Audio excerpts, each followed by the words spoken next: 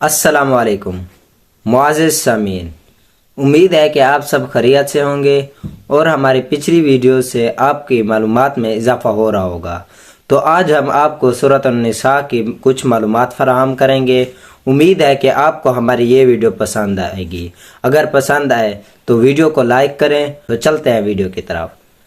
سورۃ النساء مدنی سورت ہے جس میں 146 آیات ہیں۔ اس سورت کو سورۃ النساء اس لیے کہا گیا ہے کہ اس میں خصوصیت کے ساتھ عورتوں سے متعلق احکامات کا ذکر ہے۔ حضرت عبداللہ بن مسعود اور حضرت عبداللہ بن عباس رضی اللہ تعالی عنہ فرماتے ہیں کہ اس سورت میں کچھ آیتیں ایسی ہیں جو اس امت کے لیے ہر اس چیز سے بہتر ہے جن پر سورج نکلتا اور غروب ہوتا ہے۔ اس صورت میں اللہ نے اولا تقوی کا حکم نازل فرمایا ہے کہ ساری عبادتیں صرف اللہ کے لیے ہوں اور دل میں اسی کا خوف ہو۔ پھر حضرت حوا کی پیدائش کا ذکر کیا گیا ہے کہ وہ حضرت آدم کی پسلی سے پیدا ہوئی۔ پھر قرابت داری چھوڑنے اور نیکی کرنے کا حکم دیا۔ قریبی رشتہ داروں سے حسن سلوک کا معاملہ کریں، یتیم کی حفاظت اور اس کے مال کی حفاظت۔ پھر اللہ تعالیٰ نے مردوں کو 4 شادیوں کی اجازت دی ہے اگر ان کے پاس استطاعت ہے کہ وہ ضروری معاملات میں انصاف کر سکتے ہیں تو عورتوں کے لیے ترکہ کا حصہ دیا۔ اللہ تعالیٰ کی طے کردہ حدود کو پار نہ کیا جائے۔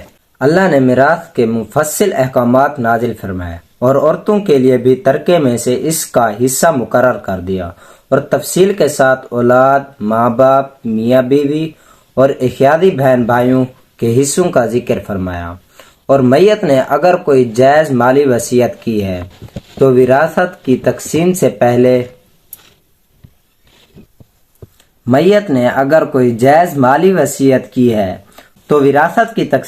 پہلے وصیت نافذ کرنے کا حکم دیا۔ اگر میت قرض دار ہے تو وراثت کی تقسیم اور وصیت سے پہلے وصیت کو نافذ کرنے کا حکم دیا۔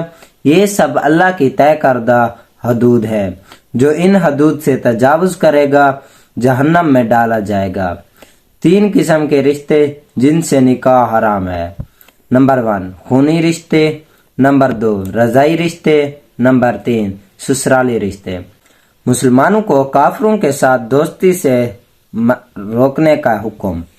سود، دھوکہ، رشوت سے انکار، کبیرہ گناہوں سے بچنے کا حکم۔ ماں باپ، قریبی رشتہ داروں کے ساتھ احسان کرنے کا حکم۔ شراب حرام ہے۔